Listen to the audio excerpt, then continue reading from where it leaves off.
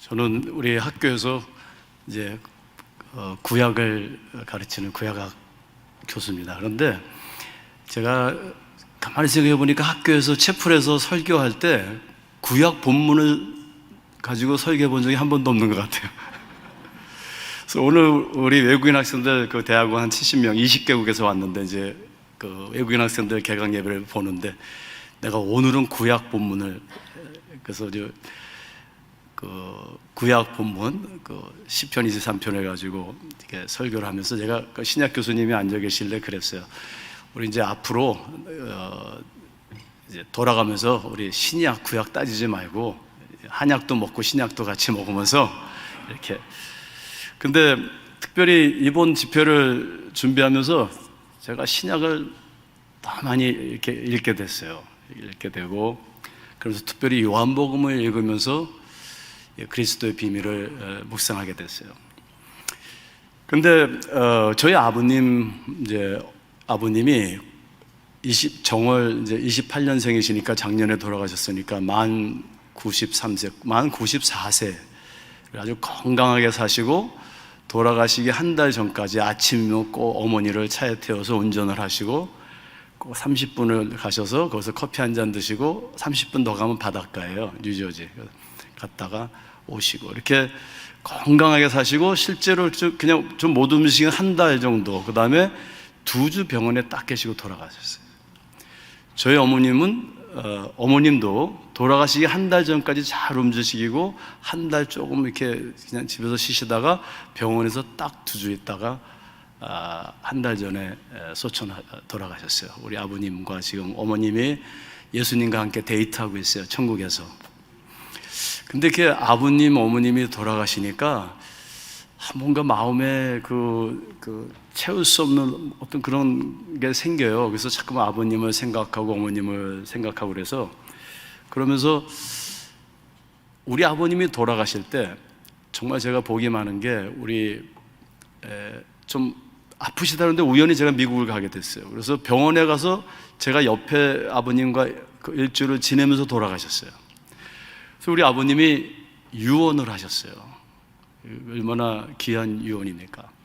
저희 아버님 5살 때 아버님은 잃었거든요. 그러니까 우리 할아버지가 젊으실 때 일본으로 일하다가 가시다가 그 병이 걸리셔서 옛날에는 별 약도 없고 그러니까 돌아가신 거예요. 그러니까 우리 할머니께서 아버님을 키웠는데 할머님은 그 교회를 안 다니셨죠. 그런데 이 아들 잘 되라고 교회를 보내셨어요. 본인은 안 가셔도 교회를 보내서 우리 아버님은 교회에서 자라나면서 목사님이 아버님이고 정말 하나님이 아버님이시고, 여러분들 다 부모님 존경하겠지만 저는 우리 아버님을 예수님 다음으로 정말 존경해요. 우리 아버님, 우리 어머니 너무 순수하게, 정말 순수하게 또 순수하게 예수님을 믿으셨어요. 제가 볼 때는 뭐 인간이니까 온전할 수는 없죠, 그죠? 그런 아버님이 돌아가시니까 마지막 유언이 뭘까? 제가 귀를 이제 기울이고 이렇게, 지금 이쪽에는 이제 약혼식 하시고 찍은 사진이시고 오른쪽에는 이제 돌아가시기 1년 전까지 이렇게 건강하시고 운전을 하셨어요. 우리 어머님은 제 기억에는 단 한 번도 저에게 뭐 공부를 하라, 이래라, 저래라, 저는 야단 맞은 기억이 정말 없어요. 한 번도 없어요. 그냥 우리 어머님은 항상 웃으시고 힘드셔도 감사하지, 감사하던 말. 우리 아버님이 그러세요. 그 병원에서, 안영아, 네 엄마는 나랑 이렇게 평생 60평생을 살면서 불평하는 걸 내가 한 번도 못 들었다 그래요. 우리 어머님이요. 너무 존경스러워요. 그러니까 이런 분들이 이제 돌아가셨는데, 그러니 우리 아버님 마지막 유언이 얼마나 제가 기다려지겠어요. 뭐라고 말씀하실까 나한테. 제가 병원에 있는데 아버님이 이제 겨우 말씀을 하시는 거예요. 딱 4가지를 유언하고 돌아가셨어요. 안영아, 네 엄마 침대 그 쿠션이 안 좋은데 그 쿠션을 바꿔드려라, 매트레스 바꿔드려라. 네 엄마 내가 커피 항상 끓여줬는데 커피 끓여드려라. 2번째 유언이에요. 세 번째, 네 엄마 아이스크림 좋아하신다. 네 번째, 네 엄마는 맥도날드 싫어하시고 버거킹을 좋아하셔. 저 버거킹 선전하는 거 아니에요? 그리고 돌아가셨어요. 저는 우리 아버님이 한영아 예수 잘 믿어. 응? 저희 아버님이요 몽골에 가서 소를 500마리를 사서 80년대 그 연변에 처갓집 지붕을 다 뜯고 보통 열심히 안 하셨어요. 아프리카의 그 뭐 시골에 교회를 한 60개, 70개 정도 지시고 평생 주님을 위해서 이렇게 사셨는데, 그래서 마지막에 나한테 무슨 말씀을 할까? 근데 제가 그 네 개의 유언을 들으면서요, 우리 아버님은 예수님처럼 사셨다. 더 존경하게 됐어요. 그리고 생각을 많이 했어요. 예수를 믿는 게 무엇일까? 제가 오늘 그거 얘기하려고 그래요. 예수를 믿는 것이 무엇일까? 그죠?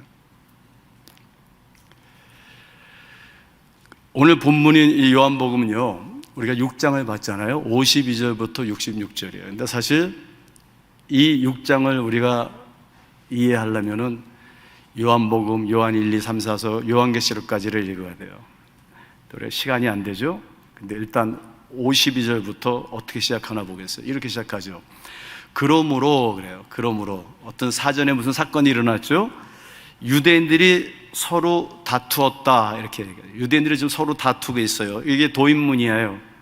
몸싸움 했다는 게 아니고 여기 헬라어로 보면 맥소마이라는 게, 그러니까 맥시멈이라는 것도 여기서 나오는 건데, 이 맥소마이라는 건 큰 말다툼, 큰 논쟁이 일어났어요. 지금 한 이슈를 가지고 지금 부딪히는 거야 사람들이.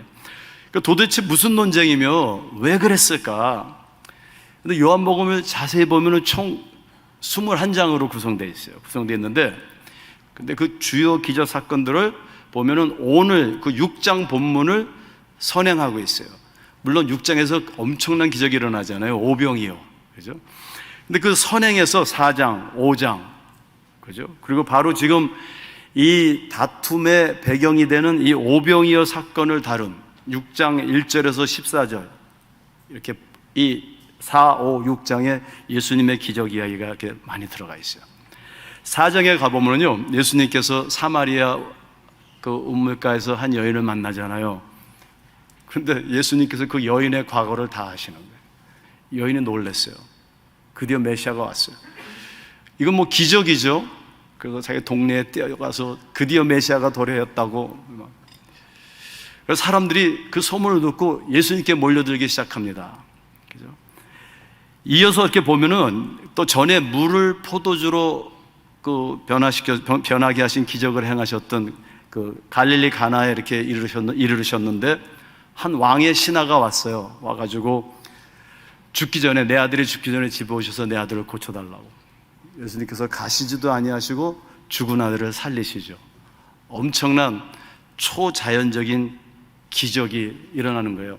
병을 고치시고요, 죽은 자를 살리시고요. 그랬더니 사람들이 점점점 몰리기 시작하는 거예요. 여러분들, 우리는요, 인간에게는 뭔가 초자연적이고 새로운 것을 찾고자 하는 본능이 있는 것 같아요.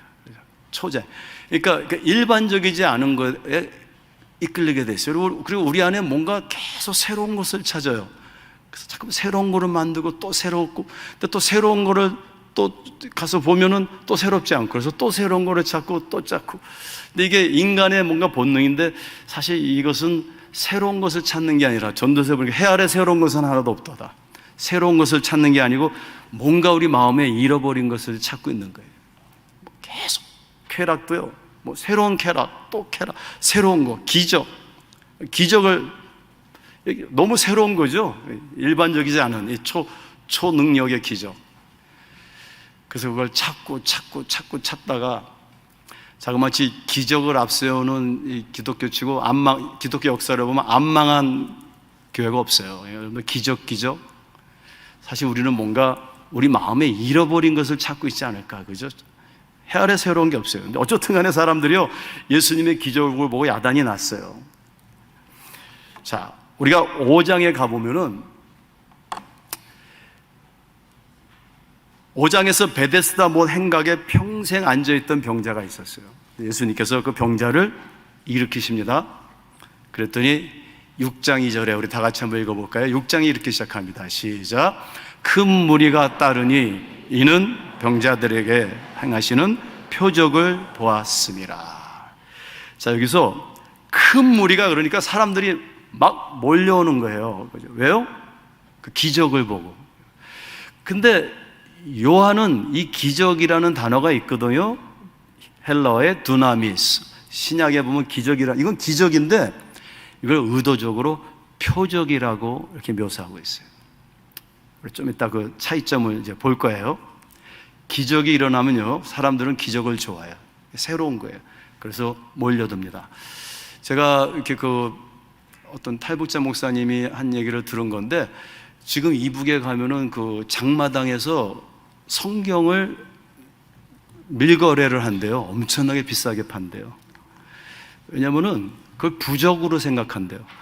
하도 예수 믿는 사람들이 병이 낫고 성교지나 그런 어려운 데 가면 정말 기적들이 일어나니까 약도 없고 병원도 없고 그러니까 아프면은 그 예수쟁이들이 읽는 그 부적 성경을 사자고 그래서 지금 뭐 굉장히 많이 팔린대요. 그 한족들이나 조선족들이 그 성경을 가져가서 이렇게 한다고 그래요. 그러니까 기적이 일어나면요, 사람들이 모이게 돼 있어요. 아주 쉬운 방법이죠. 근데 우리가 조심할 거는 기적은 기독교에서만 일어나는 게 아니고요. 우리가 제가 많은 그 종교를 비교 연구해보면 이슬람권에서도 일어나고요, 불교에서도 일어나고요, 뭐 무당도 기적을 일으킬 수 있고요. 그게 기적이에요. 그래서 예수님만 기적을 일으키시는 게 아니에요. 여러분들 기적에 초점을 둘 때 굉장히 위험해요. 제가 한 번은 젊었을 때 이제 목사가 됐는데, 그 미국에서 어떤 목사님이 우리 그 동네 목사들 다 모여서 갔더니 다리 맞추는 걸 가르쳐 주는 거예요. 다리 맞추는 거. 여러분, 우리가 의학적으로 다리가 오른쪽 다리, 왼쪽 다리가 똑같은 사람 한 명도 없어요. 앉혀놓고 다리 이러면 하나 좀 길든지 짧든지예요. 그걸 막 흔들면서 주여 주여 주여 주여 주여 하면서 맞히는 거예요. 집에 가서 해보세요. 기적이 일어납니다. 여러분, 우리가 적어도 예수님 1년, 2년, 3년 먹었으면, 다녔으면 영적 분별력은 있어야 되잖아요. 애기도 아닌데 기적 따라다니지 마세요. 자, 사람들이 지금 예수님의 기적을 따라 몰리는 거예요. 큰 무리가. 근데 요한은 그건 기적이 아니야, 표적이야. 두나미스가 아니고 세메이온, 사인이야, 이렇게 얘기하고 있어요. 사람들은요, 예수님의 기적에 초점을 두고요, 막 흥분했어요. 그가 선지자다, 메시아다 그러면서 무리들이 막 예수님께로 몰려오고 이제 따르기 시작합니다. 그래서 이제 6장 1절에 3절에 보니까 유대인의 명절이 가까웠어요. 6월절이에요. 그죠? 6월절인데 사람들이 이제 예루살렘으로 막 갈 거 아닙니까? 갈릴리 호숫가, 아마 동서, 근데 이쪽으로는 사마리아 그러니까 이 동쪽으로 이렇게 내려옵니다. 거기 이렇게 동산이 있는데, 요새 뭐 이스라엘 가면 거기가 예수님께서 거기서 오병이어를 기적을 일으키셨다, 뭐 저도 가봤어요. 거긴지 아닌지는 아무도 몰라요. 그죠? 근데 이들이 내려오는데요, 누가 저기 예수가 있다, 저기 예수님이 있어. 사람들이 글로 막 몰리기 시작했어요. 그래서 예수님께로 몰려오는 그 무리를 보고 주님께서 불쌍히 여기시고 말씀을 나누십니다. 근데 이게 웬일이에요? 여러분들이 잘 아시는 오병이어의 기적이, 이거 한두 명이 본 게 아니고요, 수천 명이 경험하는 엄청난 놀라운 일이 벌어져요. 한 소년이 보리빵 5개와 물고기 2마리 가져왔는데 남자 수만 세어도 5,000명 넘는 사람들을 먹이십니다. 만약에 그 일이 지금 서울 한복판에서 일어났다라고 한번 상상을 해보세요. 야단 났어요. 사람들이 열광합니다. 더 많은 사람들이 예수께 몰려들기 시작했어요. 그래서 6장 16절로 갑니다. 그래서 21절에 보니까 예수님께서 그 많은 무리들이 이렇게 몰려왔는데 밤에 조용히 그들을 피해서 반대편에 있는 가버나움, 그러면 갈릴리 바다를 이렇게 건너가야죠. 그 가버나움으로 조용히 피신하십니다. 근데 이게 웬일이에요? 갈릴리 호수 위를 걸어가세요. 놀라운 일이죠. 이 진보주의자들은 이걸 믿지 못해가지고 거기 원래 이렇게 얕은 건데 밤이라 이렇게 보니까 물에 걷는 것 같아서 이렇게 성경에다 적었다 이렇게 또 설명을 해요. 아닙니다. 예수님께서 물 위를 걸어가셨어요. 소문이 퍼졌겠죠. 기적의 기적이 축적됩니다. 초물리적인 이 기적을 목격하고 그 소문을 들은 예루살렘 사람들이요, 그 시민들 사이에서 논쟁이 일어난 거예요. 요한복음 7장 이후로 쭉 보면은 어떤 사람들은 야, 그 예수가 바로 부활한 엘리야야, 다시 돌아온 선지자야. 어떤 사람은 아니야, 우리 이스라엘을 해방할 그 사람은 메시아야. 그런가 하면 또 어떤 사람은 빙양거려요. 아니, 어떻게 그 갈릴리촌 동네에서 어떻게 거기서 왕이 올 수 있어? 거기서 어떻게 메시아가 올 수 있어? 반박해요. 마가복음에 가보면요, 예수님의 그 친지들이, 형제들이요, 그가 미쳤다고 그래요. 예수가 미쳤어. 그 시대의 지식인들, 종교인들, 서기관들은요, 그 예수는 마귀가 들은 거야. 기적을 행하니까. 그죠? 마귀도 기적을 행하잖아요? 그건 왕귀신에 들린 사람이야. 이렇게 지적하고 있어요. 사실 예수님에 대한 이러한 논쟁은 오늘날까지 지속되고 있죠. 야, 예수? 그냥 그 갈릴리 2000년 전에 그 촌사람 아냐? 뭐 학교를 가서 대학을 졸업했어. 유대인들의 그 혁명을 일으킨 사람 아니야? 이단 종교를 세운 사람 아니야? 전설적인 인물 아니야? 그 후대 사람들이 만들어낸 그런 신화가 아니야? 그래요. 오늘 본문은요, 오병이어의 이제 기적이 일어났잖아요. 일어난 그 다음날 예수님께서 이제 하신 말씀을 둘러싸고 유대인들이 논쟁을 하는 거예요. 그 말씀을 기록하고 있어요. 오병이어의 기적을 경험한 이들이 예수님을 왕으로 삼으려고 노를 져서 갈릴리 바다를 건너서 가버나움까지 따라온 거예요. 19절에 보니까 사람들이 막 흥분해가지고 24절, 25절 보면 배를 타고 거기까지 왔어요. 그러니까 예수님께서 그 무리들을 이렇게 보시면서 26절에 너무 중요한 얘기를 하시는 거예요. 그죠? 다 같이 한번 읽어볼까요? 시작. 너희가 나를 찾는 것은 표적을 본 까닭이 아니요 떡을 먹고 배부른 까닭이로다. 자, 예수님께서 이렇게 얘기하시는 거예요. 너희가 지금 이렇게 나에게 오는 것은 너희들은 표적을 못 봤구나. 이게 세메이온, 사인을 못 봤구나. 너희는 떡을 먹고 배불러서 나를 찾아왔구나. 이게 뭐예요? 너희는 기적을 보고 나를 찾아왔구나. 그죠? 다른 장에 가면 두나미스라는 단어가 나와요. 기적. 그러니까 예수님께서 뭐라고 하시면 너희가 먹은 오병이요, 그 기적이잖아요. 근데 너희는 그 기적이 표적인 것을 보지 못하는구나. 너희들이 나에게 오는 표적은 보지 못했어. 기적만 봤고. 여기서 예수님은 기적이 아니라 표적이라는 이 단어를 언급하시죠. 표적이 뭡니까? 예를 들어 사인이잖아요. 우리가 고속도로에서 운전을 하면은 사인이 있어요. 표적이. 그 표적이 목적이 아니고요. 그 표적이 지시하는 게 있어요. 그죠? 여기 용인 써 있으면 사인 앞에서 딱 쓰는 사람, 여러분들 가운데 없기를 바랍니다. 거기서 쓰는 게 아니에요. 이건 표적이에요. 거기 용인 그러면 그것이 지시하는 곳으로 가야 돼요. 예수님께서 너희들은 지금 기적만 보고 나한테 왔는데, 빵을 보고 왔는데, 사실 그 빵은 그 빵이 아닌 더 중요한 빵을 가리키는 하나의 표적이었어요. 그러니까 여러분들 기적 따라다니면요, 마귀한테도 갈 수 있고요, 예수님한테 뭐 기독교에만 기적 있는 거 아닙니다. 그러니까 사람들은요, 오병이어의 그 기적은 하나의 표적으로서 어떤 궁극적으로 뭔가를 암시하고 지시하는 것인데, 그 본질적이며 궁극적인 그 목적격에는 관심이 없어요. 지금 우리 사람들이 당장 자신들이 그 기적으로 인하여 빵을 먹고 병이 낫고 현존하는 문제들이 해결될 수 있고 가시적이며 기복적인 그 기적에 흥분해서 지금 예수를 따르고 있는 것이에요. 여러분들, 기적은 일어납니다. 그죠? 여러분도 아마 예수님 믿으시면서 기도하시면서 기적 많이 경험하셨을 거예요. 그죠? 분명히 기적은 있어요. 예수님은 우리가 원하시는 것들을 기적적으로 공급해 주실 때도 있고요, 병을 고쳐 주실 때도 있고요, 우리의 어떤 문제들을 해결해 주실 때도 있어요. 간절히 기도할 때 기적이 일어나요. 제가 수원의 어떤 그 교회에서 몇 년 전에 그 특별 새벽 기도회가 있었어요. 그래서 거의 뭐 2주 동안 한 5, 6천 명이 그냥 아기까지 다 데리고 새벽 4시부터 1시간을 찬양하고 이루고 새벽 기도를 해요.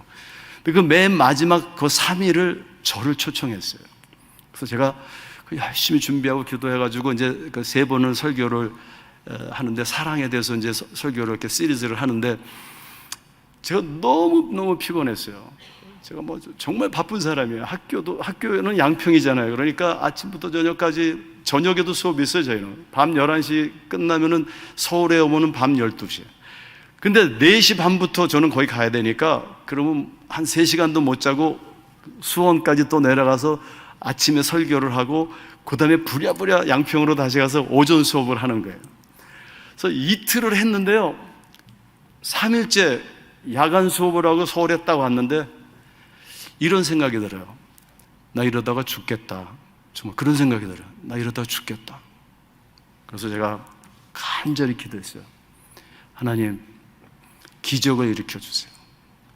인간의 힘으로는 제가 더 감당하기 힘들어요. 내일 마지막 날인데 하나님께서 제게 건강 주시고, 제가 이렇게 기도했어요. 하나님, 제가 아침에 눈을 뜨면은 이 힘든 몸이 날아갈 것 같이 이렇게 아주 그냥 정말 하나님의 기적을 일으켜 주세요. 의사들은요, 그런 병 기적을 잘 안 믿어요. 저는 믿어요. 그래가지고 기도했어요. 그리고 딱 잤는데 제가 눈을 이렇게 떴어요. 몸이 이렇게 뜨는 것처럼 가벼운 거예요.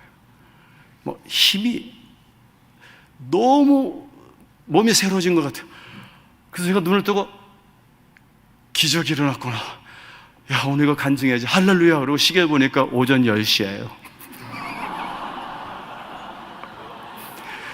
저쪽에서는 그냥 새벽기도 4시부터 모여가지고 강사가 안 오니까 뭐 15분도 찬송하고 뭐 여기저기다 전화하고 야단난 거예요. 4, 5천 명, 한 5, 6천 명 막 이렇게 모였는데, 담임 목사님은 어찌할 바를 모르면서 할 수 없이 올라가서 막 설교 떼우시고 막 이런 거예요. 근데 하나님은 제 기도를 들으시고 기적을 일으키셨습니다. 할렐루야. 그래가지고 그 교회 이한영을 모르는 사람이 없어요. 그 교회는 지금. 제가 담임 목사예요. 그냥 애기들까지 다 새벽 기도 빵꾸 낸 사람 이렇게 딱. 그러니까 하나님 기적을 일으키세요.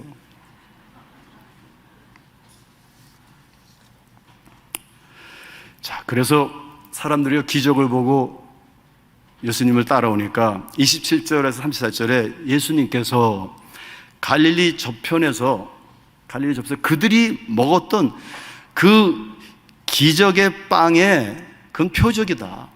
참된 의미와 의의가 뭔지, meaning and significance, 의미와 의의가 뭔지, 그 기적의 빵이 무엇을 지시한 것인지를 이제 설명하기 시작하시는 거예요. 그렇죠? 이렇게 보면은 이렇게 말씀하시죠. 너희가 먹은 그 빵은, 기적의 빵은 사실은 표적인데, 무슨 표적이냐면은 인자는 아버지 하나님께서 인치신 자임을 지시하는 빵이었다. 표적이었다. 인자가 뭐예요? Son of Man, 사람의 아들. 육체를 입고 오셨죠? 근데 진짜 아버지는 누구예요? 아버지 하나님. 그러면 그 기적은 무엇을 보여주는 것이냐면, 무엇을 지시하는 거냐면, 예수가 하나님의 아들이다. 아버지 하나님이 인치셨다. 고대 근동에서 seal, 인을 친다라는 의미는 소유권을 항상 의미했어요. 문화적으로. 그러니까 우리 보면 성령의 인치심이라는 말도 있고, 하나님이 예수님을 인치셨다. 이건 뭐냐면, 옛날에는요, 아들을 아버지의 소유로 본 거예요. 그러니까 지금 예수님께서 이런 말씀하시는 거예요. 너희는 지금 빵을 보지만 그 빵이 중요한 그 기적이 지시하는 표적으로 궁극적 그게 뭐예요? 내가 곧 하나님 아버지의 아들로 온 것을 보여주는 것이다. 표시하는 것이다. 이렇게 얘기하세요. 따라서 너희는 당장 배는 부르지만 썩을 빵을 위해서 가버나움까지 이렇게 그냥 극성맞게 찾지 말고 그 빵이 지시하는 진짜 빵, 영생을 주는 빵을 위해 일하라. 그렇게 얘기하세요. 유대인들이 이 말을 듣고요, 헷갈렸어요. 말씀을 듣고 막 헷갈려요. 근데 기가 번쩍했어요. 왜요? 뭐? 더 큰 기적의 빵이 있어? 한 번 먹으면 안 죽는? 영생을 주는 빵도 있어? 사람은요, 자기가 좋은 것만 골라 듣게 돼 있어요. 그죠? 예수님의 그 모든 설명은 다 빼놓고 영생의 빵만 들어갔어요. 한 번만 먹어도 영원히 배가 안 고파? 그 빵을 얻을 수 있는 어떤 일이 있다고? 모두 그러한 빵을 위해서 일하고 싶은 거예요. 그래서 28절에 보니까 무리가 예수님께 이렇게 반문합니다. 그럼 주님, 우리가 어떻게 해야 어떠한 하나님의 일을 해야 그 영생의 빵을 가질 수 있습니까? 얻을 수 있습니까? 이렇게 이제 물어보는 거예요. 그죠? 어떠한 하나님의 어떠한 일을 해야지만 그 영생의 빵을 얻을 수 있습니까? 사실 이들에게는요, 하나님의 일에 관심은 없어요, 사실은. 그죠? 하나님의 일에 관심이 있는 게 아니라 지금 영생을 주는 그 빵에 관심이 있는 것이죠. 땅을 팔아서 예수님께서 천국을 사라 그러잖아요. 근데 이 사람들은 지금 천국을 팔아서 땅을 살기를 원해요. 그랬더니 예수님께서 동문서답하십니다. 29절에 예수께서 대답하여 이르시되 하나님께서 보내신 이를 믿는 것이 하나님의 일이다. 굉장히 중요한 말이에요. 우리가 무슨 일을 해야지 영생의 그 빵을 얻죠? 하나님이 보내신 일을 믿는 것이 하나님의 일이야. 믿음과 행위에 대해서 이야기하고 있어요. 믿음으로 구원을 받아 믿음의 행위가 있는 거지, 행위를 통해서 믿음이 생기는 게 아니라는 거예요. 지금 먼저 여기에 지금 중요한 그 닥트린이 들어가 있죠? 우리가 기독교의 복음은 행위로가 아니라 믿음을, 그리스도를 믿음으로, 모든 그 영생의 원천이 그리스도께 있는데 그를 믿음으로, 그 믿음 때문에 행위가 있는 거예요. 근데 이들은 지금 어떤 일을 해야 됩니까? 아주 쉽게 얘기하면 이런 거예요. 여러분들, 내가 어떤 이제 남녀가 특별히 내 애인을 너무 사랑하잖아요. 그럼 그 사랑 때문에, 사랑이 규범이 아니라 동기가 되죠. 그래서 막 잘해줘요. 근데 보통 우리가 사랑 때문에 막 잘해주고 하는 행위는 내가 무슨 일을 했는지도 기억도 안 나요. 그냥 사랑 때문에 했기 때문에. 근데 내가 좀 뭐 잘해줘가지고 사랑을 만들어 볼까 그러면 금방 지쳐요. 그래서 따져요. 내가 너를 이렇게 사랑해줬는데 넌 기억도 못하느냐고. 그거는 행위가 먼저가 된 것이에요.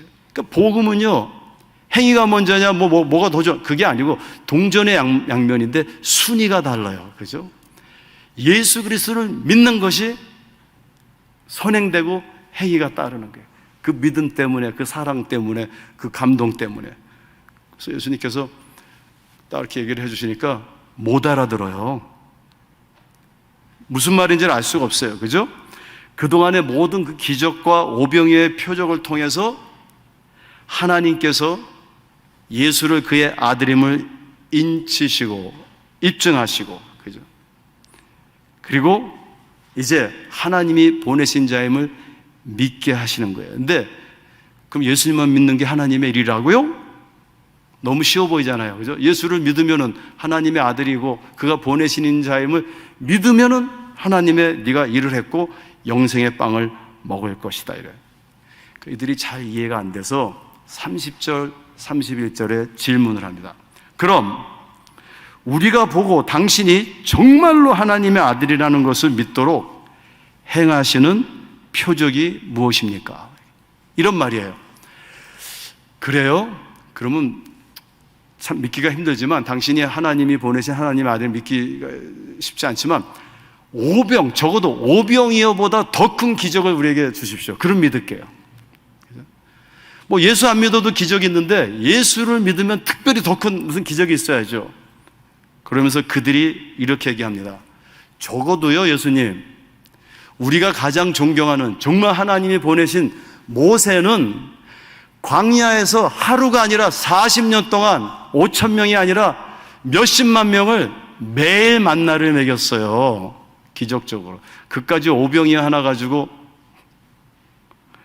적어도 하나님이 보내신 모세는 그렇게 했어요. 뭔가 좀 더 큰 걸 보여주세요. 그까지 오병이 하나 가지고 당신이 예수님의 하나님의 아들이라고요? 이렇게 얘기하는 거예요. 그때 예수님께서 이렇게 말씀하시죠. 모세가 너에게 빵을 준 것이 아니다. 모세가 만나를 준 것이 아니야. 그것은 내 아버지께서 하늘로부터 내리신, 또 단어가 나와요, 표적의 빵이니. 그래요. 그것은 하늘에서 내려 세상에 생명을 줄 참된 빵을 가리키는 것이었느니라. 예수님께서 오병이어도 표적이었고, 그리고 광야의 만나도 표적이었는데, 너희들은 그 한 번 먹고 죽을 것을 위해서 이렇게 야단들인데, 사실 그 만나와 오병이어의 빵은 더 중요한 빵을 가리키는 하나의 표적이었다. 이렇게 이야기를 하는 거예요. 무리가 무슨 말인지 잘 모르겠지만, 하여튼 예수님께서요, 엄청난 기적을 행하시는 분임은 분명하잖아요. 그죠? 그리고 그들에게 이제 모세의 만나와는 비교가 안 되는 생명을 주는 eternal life, 생명을 주는 빵을 준다니까 그들이 너무 신났어요. 일단 한번 해보자. 그러면서 34절을 다 같이 읽어볼까요? 시작. 그들이 이르되 주여 이 빵을 항상 매일 우리에게 주소서. 그래요? 주님, 그러면 그 빵을 give us every day, 매일 주세요. 매일 주세요.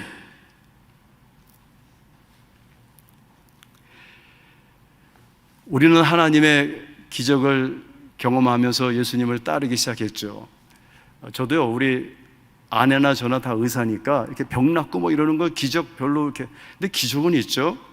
제 아내가 병에 걸렸어요. 의사인데. 그래가지고 막 이렇게 뼈만 낫고 물도 못 마시고 막 몸이 망가지는데, 본인이 의사니까 별별 검사를 다 해봐도 진단이 안 돼요. 뭐 자꾸 심장에 발부가 늘어나서 피가 역류되고, 신장에서 단백질이 새어나오고, 물을 마셔도 밥도 못 먹고 죽도 못 먹고, 뭐 별별 검사를 다 했는데도 안 돼요. 그래가지고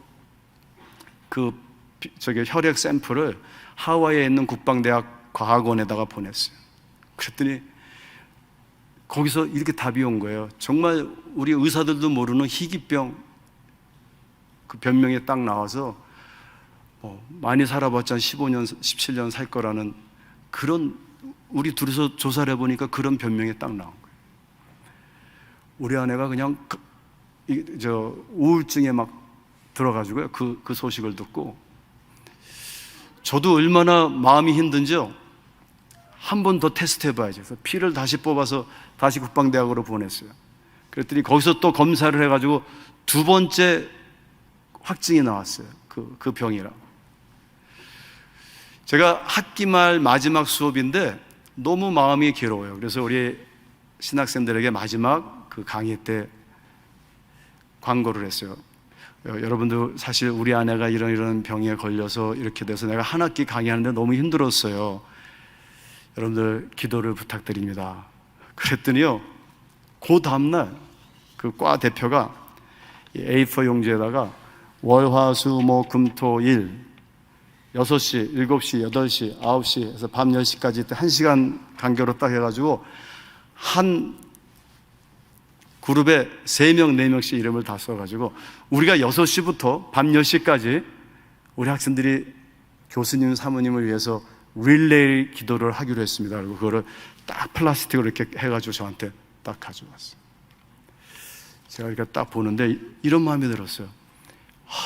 예수를 믿는 게 너무 좋다. 병이 걸려도 좋고 죽어도 좋다. 예수를 안 믿었으면 이런 사랑을 우리가 받아보고 살 수 있겠는가? 하루 만에요. 그 60, 70명 되는 학생들이 꽉 채워서 기도를 해주는데 뭐가 이렇게 느껴져요. 뭐가 느껴져요. 근데 그날부터 우리 아내가 좋아지는 거예요. 그냥 갑자기 좋아져요. 멀쩡해졌어요. 그래서 제가 한엄마 이거 기적이야. 하나님이 고쳐주셨어.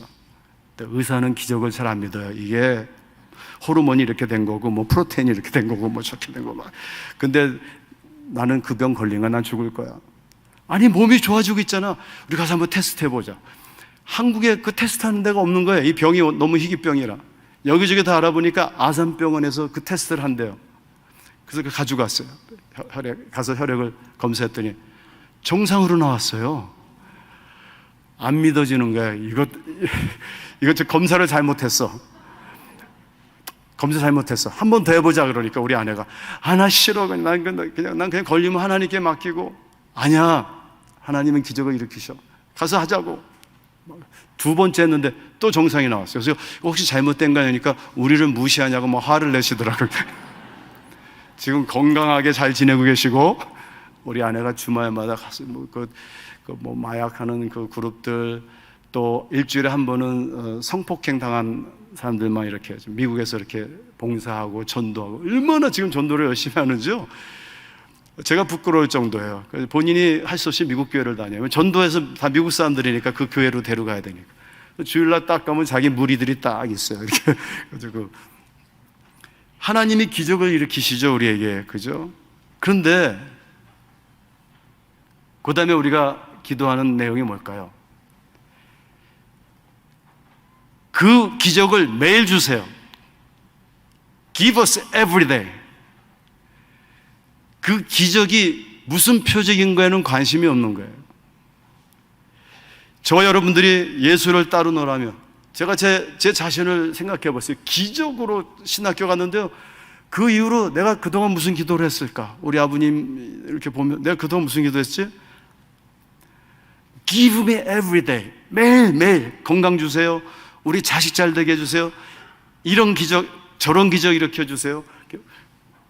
그게 잘못됐다라는 건 아니에요. 그게 중요하지 않다라는 건 아니에요. 우리 행복하게 해주세요. 내 삶에는 그 어떠한 고통도 없게 해주세요. 내 병을 고쳐주세요. 일으켜주세요. 빵 주세요. 우리에게 매일 배부른, 아니 일 안 하고도 먹고 살 수 있는 하늘에서 이렇게 좀 뭔가 기적이 일어나서 그렇게 살게 해주세요. Give me every day. 매일. 자비로우신 주님은 배고픈 무리를 불쌍히 여기시고 그것을 요구하는 무리에게 빵을 주세요. 그죠? 근데 35절에 예수님께서 이렇게 말씀하세요. 나는 하늘에서 내려온 자다. 내가 생명의 빵이다. 내가 생명의 물이다. 내가 주는 빵과 물이 아니라 좀 나를 먹고 나를 마셔라 그래요. 이 말씀이요, 기독교와 모든 다른 종교를 갈라놓는 가장 고유한 복음의 핵심이에요. 모든 종교는요, 빵을 줘요. 근데 기독교는 예수님께서 나를 먹고 마셔라. 내가 준 빵은 나를 지시한 표적이다. 그랬더니 야단 났어요. 여러분들 본문을 보면 41절 이후로 유대인들이 막 수군거립니다. 수군거려. 뭐 자기가 하늘에서 내려온 빵이라고? 자기를 먹고 마시라고? 제가 좀 이렇게 더 한다면 우리가 식인종이냐? 이 사람 미쳤나? 목수 요셉의 아들인 것을 우리가 다 아는데 자기가 하늘에서 내려왔다고? 자기를 먹고 마시라고? 43절부터 51절에 예수께서 다 들으세요. 예수께서 대답하여 이르시되 너희는 서로 수군거리지 말아라. Stop grumbling. 너희는 이 땅에 속함으로 하늘의 일을 이해하지 못하고 하나님을 보지 못했으나 나는 아버지 하나님을 본 자라. 너희 조상들은 광야에서 만나를 먹었어도 너희가 오병이어를 먹어도 죽었거니와 그래요. 나는 하늘에서 내려온 빵이니 사람으로 하여금 먹고 죽지 아니하게 하는 것이니라. 사람이 이 빵을 먹으면 영생하리라. 이렇게. 여러분들 인생이 뭐냐? 생로병사라고 그러잖아요. 아무리 기적을 따라가서 그 빵을 먹고 만나를 먹고 또 먹어도 너희 조상들은 광야에서 그 만나를 먹었으나 죽었거니와. 우리 인생의 아주 중요한 진리를, 우리에게 불편한 진리를 선포하신 거예요. 여러분들 성경에 보면 인생이 뭐냐? 성경이 말합니다. 제가 말하는 게 아니라 헛되고 헛되고 헛되니 헛되다. 사실 우리는 이 인생의 헛됨의 현실을 이해하지 않고 인생을 산다라면요, 평생 뭔가 새로운 것, 평생 뭔가 더 큰 기적, 그거 따라가다가 헛된 죽음 앞에서 그냥 헛된 거예요. 다 헛돼요. 그래서 여러분들, 우리가 이 세상을 살아가면서 저는 이 성경을 보면서요 좀 배운 게 하나 있어요. 뭐냐면은 제 삶에 어떤 어려움이 오고 막 헛된 일이 막 헛됨이 느껴지면, 전에는 왜 이렇게 헛된가, 왜 이런, 지금은 안 그래요. 하나님이 헛되다고 미리 말씀하셨잖아. 놀랄 필요 없어. 제 자신에 그렇게 얘기해요. 헛된 건데 뭐. 자, 이런 일이 벌어지니까 이제 오늘 본문이 시작하는 거예요. 그래서 우리 다 같이 한번 52절을 읽어볼까요? 시작. 그러므로 유대인들이 서로 말다툼하여 이르되 이 사람이 어찌 능히 자기 살을 우리에게 주어 먹게 하겠느냐? 예수께서 이르시되 내가 진실로 너에게 이르노니 인자의 살을 먹지 아니하고 인자의 피를 마시지 아니하면 너희 속에 생명이 없느니라. 56절 57절 보세요. 내 살을 먹고 내 피를 마시는 자는 내 안에 거하고 나도 그 안에 거하나니 살아계신 아버지께서 나를 보내심에 내가 아버지로 말미암아 사는 것 같이 너희가 이 세상에서 아무리 기적을 찾고 아무리 성공하고 아무리 노력하고 아무리 새로운 만나를 먹고 먹어도 헛된 것이야. 그러나 아버지로 말미암아 사는 것 같이 나를 먹는 그 사람은 나로 말미암아 살리라. 더 야단났어요. 여러분도 유대인들 그 율법에서 제일 무서운 게 뭔지 아세요? 고기와 피를 먹는, 고기에 피가 있는 고기를 먹는 거예요. 그죠? 그런데 뭐 사람의 살과 피를 먹고 마시라고? 창세기 9장부터 쭉 9장 4절부터 해서 토라의 핵심인 레위기에 가면요 율법이 쫙 나오지. 제2법이 특별히 레위기 17장에 보면은 거기 명시되고 있는 것이 뭐냐면 피 있는 고기를 먹으면 안 돼요. 왜요? 피 있는 고기는 앞으로 도래할 그리스도의 예표이기 때문에 그래요. 그죠? 사람의 고기야. 그런데 피를 먹으라고? 가장 큰 범죄가 신성모독죄예요. 그러니까 예수님께서 내 살을 먹고 내 피를 먹으라 그러니까 그동안 예수님이 하신 얘기 하나도 이해 못했는데 야단난 거예요. 뭐 살을 먹고 피를 말이 돼? 그랬더니 무리뿐만 아니라 그동안 예수님을 그래도 가까이에서 잘 따라다녔던 제자들도 그 얘기를 들은 거예요. 너무 속상한 거예요. 아, 우리 선생님이 왜 저런 무식한 비상식적인 얘기를 하실까? 아유 창피해. 우리 선생님이 미쳤나?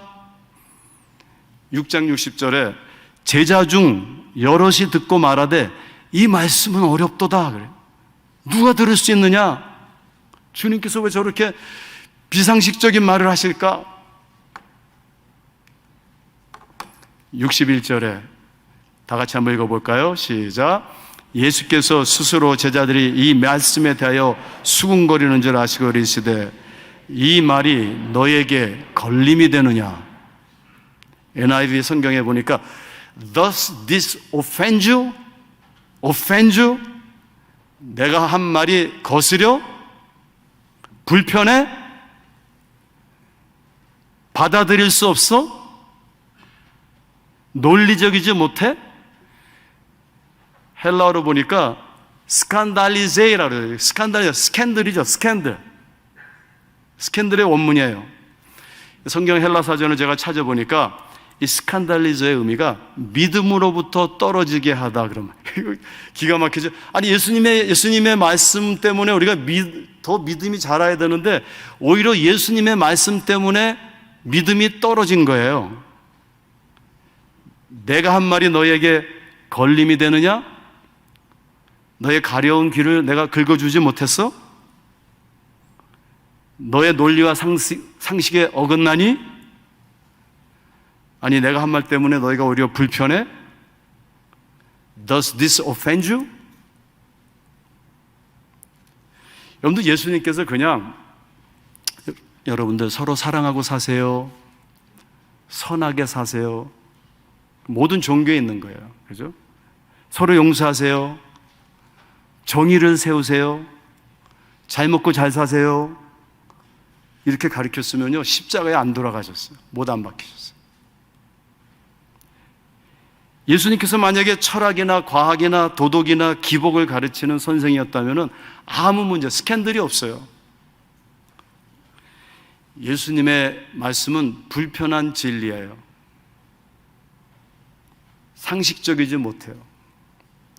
오늘날 과연 우리 교회가 불편한 진실을 얘기하고 있을까요?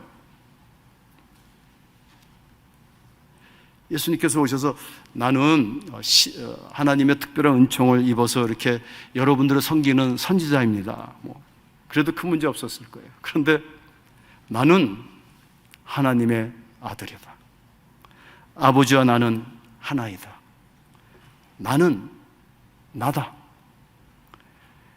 너희들이 그것을 믿어야 하는데 그냥 지적으로 믿으면 안 되고 나의 살과 피를 먹고 마셔라.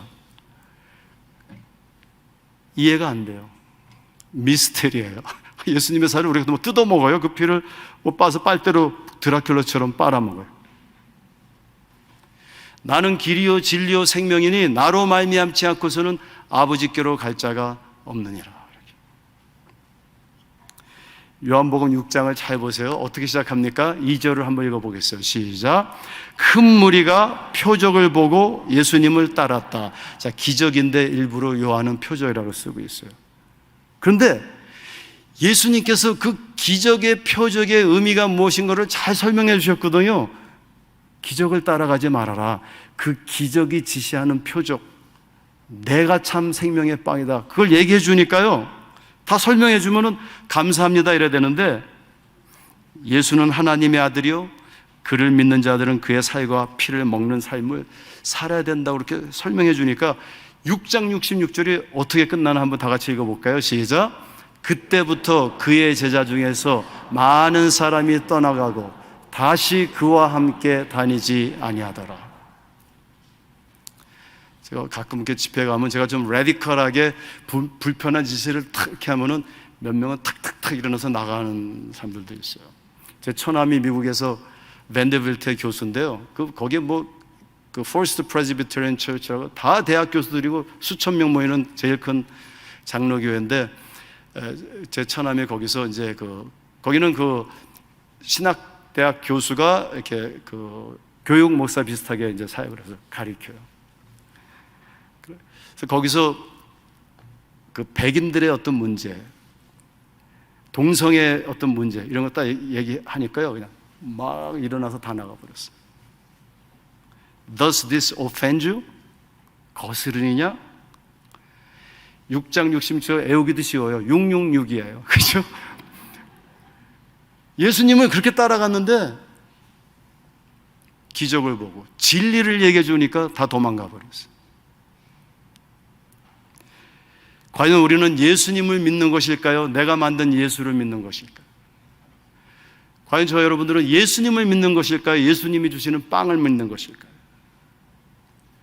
예수님을 우리가 지적으로 알고 그의 가르치심에 따라 윤리적인 삶을 지향하고 또 그가 주는 기적적인 복을 저 여러분들이 추구하며 누리면 되는 것이지, 왜 그 사람을 자꾸 우주 만물을 창조하신 하나님이라고 하고 그 살을 먹고 마시고 그와 하나가 되어 그분처럼 살아야 된다고 얘기하는지. 불편해요. 거슬려요.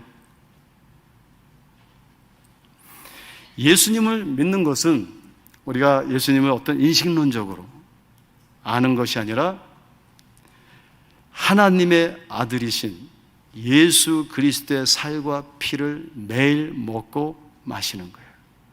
여러분들, 우리가 무엇을 먹냐에 따라서 우리 체질이 바뀌어요. 제가 25년 전에 우리 청년들 데리고 아마존 정글에 갔어요. 에콰도르 6,000m 된 4,000 몇 미터 된데 올라가서 안데스 산맥 다 돌덩어리예요. 그걸 며칠을 내려가가지고 아마존 숲을 또 이틀을 그러니까 젊으니까 열정이 있어가지고 그 청년들 데리고 가는 거예요. 그리고 또 배를 타고 아마존 강으로 또 24시간에 가서 깊은 그 아마존 페루하고 에콰도르 국경에 아마존 숲이 시작하는 곳이 있어요.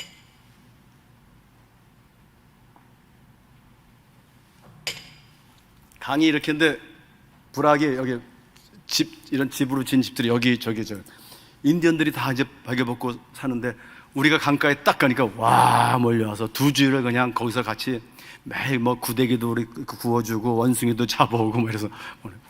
근데 옷을 다 벗고 있는데 그냥 모기들이요, 인디언은 안 물고 손님만 물어요. 저만 물어요.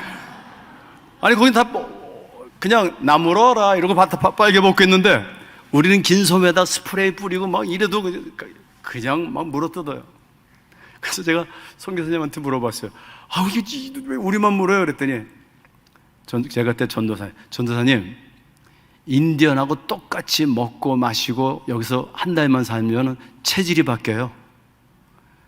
그럼 모기가 안 물어요.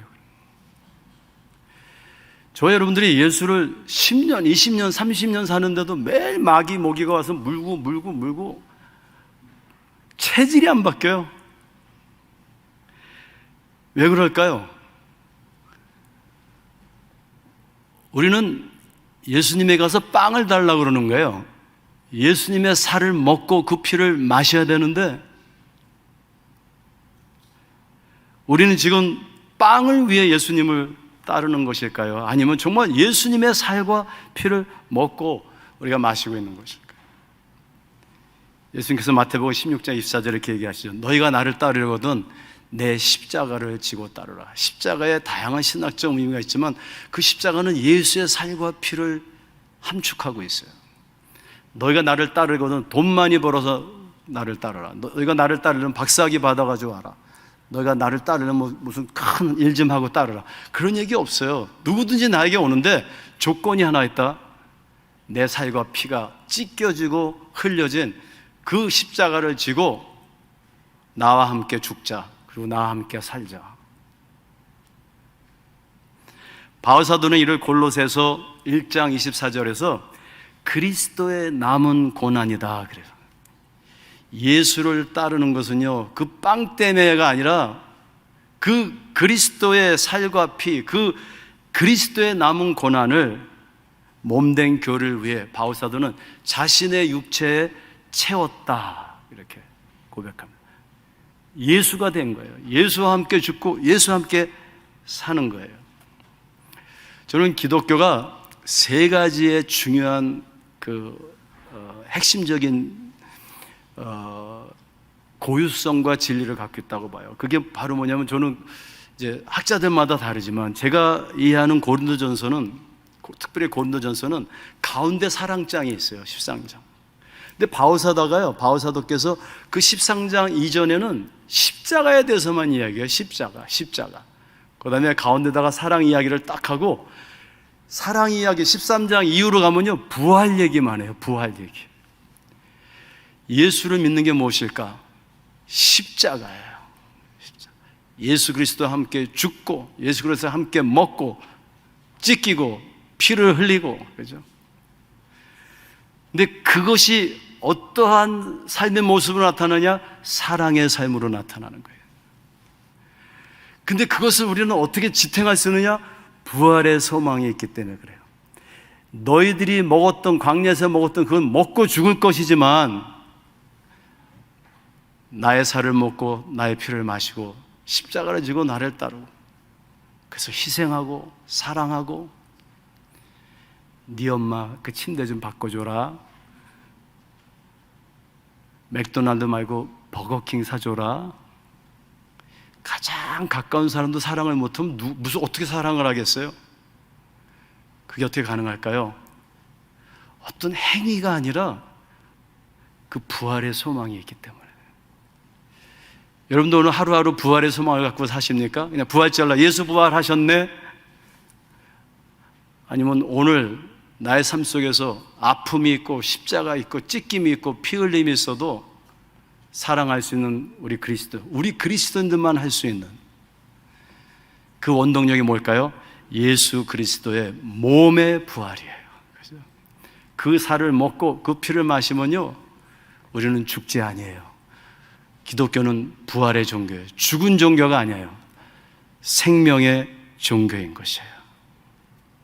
여러분들, 그리스도의 남은 고난이 뭘까요? 뭐 크게 우리가 희생하고 뭐 순교하고 그런 것보다 지극히 작은 것으로 해서 우리가 그 십자가를 지는 삶, 그죠? 작은 것들, 작은 양보. 여러분들의 부모님, 옆에 있는 아내, 남편, 자식, 어려운 이웃들. 제가 그 캐년 비치라고 오레곤주에 아주 굉장히 제주도 같이 아름다운 데에서 거기에 갔다가 우리 아내하고 오래간만에 거기 여행을 하고 돌아오는데 너무 배가 고파가지고 그 DQ라는 데 드라이브 스루로 이렇게 차를 몰고 가면서 샌드위치를 먼저 사는 거예요. 그래서 이제 주문을 하고 이제 딱 하는데 가서 받고 돈을 내려고 하니까 그 사람이 앞에 있는 사람이 내고 갔어요. 그래요. 미국 사람이 내고 갔대요. 아니, 알지도 못해서 왜 냈어? 막 따라갔어요. 빵빵 그랬더니 우리를 보더니 막 이렇게 웃는데 우리 아내가 저 얼굴 봐. 저 사람 분명히 예수 믿는 사람이야. 저 얼굴 봐. 예수 믿는 사람은 얼굴에 나타나요. 정말. 아니, 왜 우리에게 이거 사주셨냐고. 그랬더니 웃으면서 이 뒤에 지금 내 딸 보시죠? 이 딸이 오늘 자기 돈으로 저하고 내 아내에게 점심을 사줬어요. 그 샌드위치 값을 다 냈어요. 내가 딸 사주려고 했는데. 그래서 너무 딸한테 감사해가지고 그 돈을 그럼 우리가 좀 귀하게 쓰자. 에이, 뒤에 있는 사람 거 사주자고 돈을 내주고 갔다는 거예요. 그런데요, 갑자기 미국에 살고 싶더라고요. 저 아주 미국 싫어합니다. 그런데 미국에 살고 싶어요. 그리고 하루 종일 기뻤어요. 이 조그만 사랑이 이렇게 사람을 기쁘게 하는구나. 일주일 지났어요. 제가 인천공항에 딱 도착했어요. 나도 뭔가 이런 작은 사랑들을 하면서 그리스도인으로 살아가야 되겠다. 근데 택시를 탔는데 양평까지 간 거예요. 차가 막히는데 이제 그 기사님께서 이렇게 해서 우리 양평 학교까지 데려다 주셨어요. 얼마 다 계산을 하고 뭐 톨비도 더 하고 이렇게 해서 제가, 여러분들 10,000원이에요. 10,000원에 제가 10,000원을 이렇게 드리면서 선생님, 인천공항까지 또 돌아가셔야 되니 얼마 힘드세요? 제가 그냥 돌아가는 것도 드리고 싶은데 그러지 못하고 이 10,000원 갖고 요 앞에 가서 아이스 커피 꼭 한 잔 드시고 가세요. 감사합니다.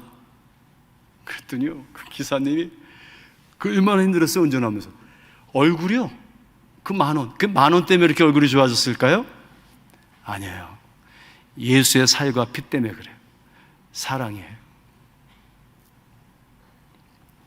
작은 것들, 우리가 예수 그리스도의 살을 먹고 피를 마시면서, 저는 우리 외국인 학생들 데리고 설악산을 자주 가요. MT를 글로 가요. 여러분, 울산바위까지 올라가잖아요.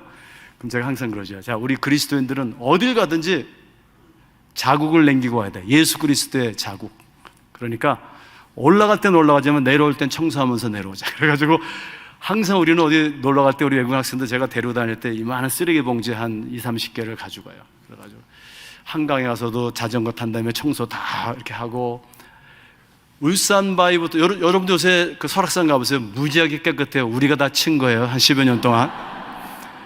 맨 마지막에 우리 올라갔는데 우리 외국 학생들이 그래요. 선생님, 교수님, no trash.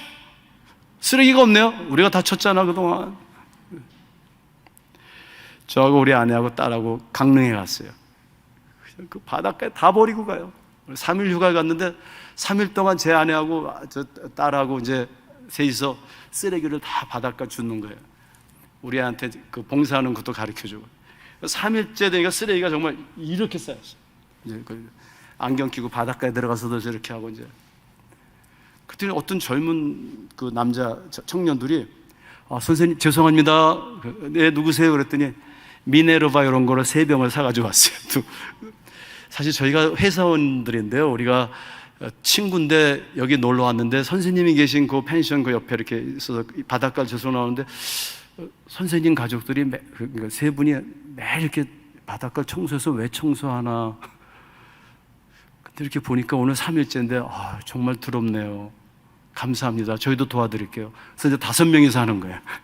5명이서 하는데 좀 이따 어떤 할아버지가 오시더라고요. 아이고 젊은 사람들이 참 고생하네요. 저도 도울게요. 우리가 예수 그리스도의 살과 피를 먹고 마시고 뭐 여기서 할렐루야 이렇게 소리 지르는 것도 좋지만 작은 것으로부터 매일매일 우리가 예수의 살을 먹고 피를 마시면서 세상을 향해 작은 예수가 되는 것, 그게 예수를 믿는 게 아닐까.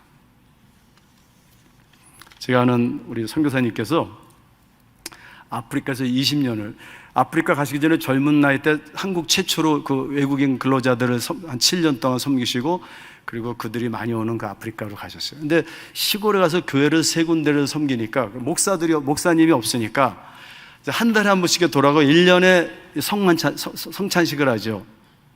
빵과 포도 성찬식을 하는데 그 아프리카 사람들에게, 교인들에게 그게 너무 중요한 거예요. 그래가지고 그날만을 기다리는 거예요. 1년에 한 2번 하는데 선교사님이 돌아가면서 해야 되니까, 근데 이제 어느 순번이 왔는데 문제가 생겼어요. 차가 망가졌대요. 차가 망가져가지고 이거 못 가는데 어떡하지 그러는데 그쪽에서 얼마나 기다리는지 준비한다고 준비위원장이 걸어서 온 거예요. 몇 시간을 걸어와가지고 선교사님 다음 주에 오시죠. 우리가 지금 다 준비하고 있어요. 그러니까 선교사님이 차마 못 간다는 말을 못 하겠더래요.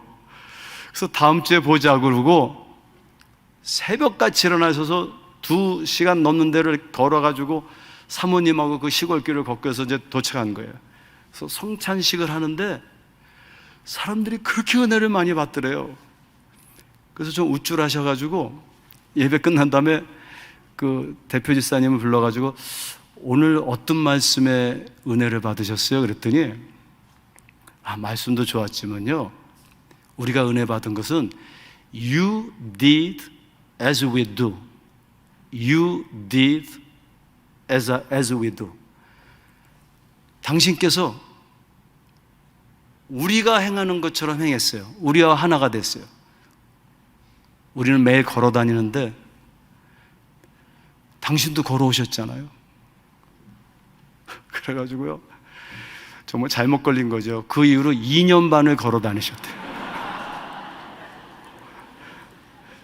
주여 저는 피하게 하옵소서. 저들 그런 기적 원치 2년 반을 정말 걸어 다니셨대요, 사모님. 그런데 놀라운 일이 벌어졌어요. 그 걸어가는 길에 동네 가까이서 집들이 있는데 소문이 난 거예요. 화장실을 가야 되는데, 사실 저도 아프리카에서 거의 6년을 살아봤지만 시골 가면 화장실에 안 가는 게 좋아요. 왜 화장실을 가는지 모르겠어요. 이렇게 동산이 있어가지고 그냥 숲으로 가면 되지. 그래도 이제 화장실이 있냐고 물어보고, 아니 당신 어떻게 여기 오셨냐고 외국인이, 내가 지금 교회 걸어가는 중이라고. 사람들의 은혜를 받아가지고 예수를 믿게 되고 가는 길에서 전도하고. 그래서 그 선교사님이 그러더라고요. 하나가 되면은 똥만 싸도 예수를 믿어요.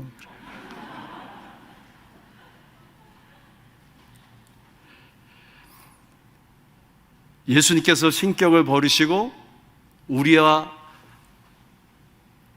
하나님과 동등하신 그분이 보좌를 버리시고 육신을 입으시고 종의 모습으로 빌립보에서 보니까 우리와 하나가 되어주셨어요.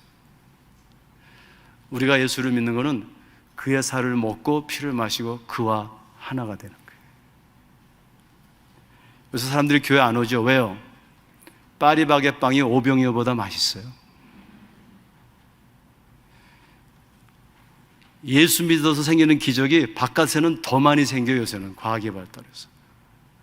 그러니까 사람들이 이제 예수 안 오는 거예요. 왜? 예수 믿은 적이 없어요. 예수가 주는 빵을 믿었지. 그 빵보다 얼마나 맛있는 빵이 더 많은데요. 민수기 11장에 보니까 이스라엘의 광야에서 우리가 애굽에서 먹었던 그 맛있던 그 뭐 물고기, 뭐 채소, 김치 막 얘기합니다. 그래서 뭐라 그러는지 아세요? 그 거지 같은 만나 그래요.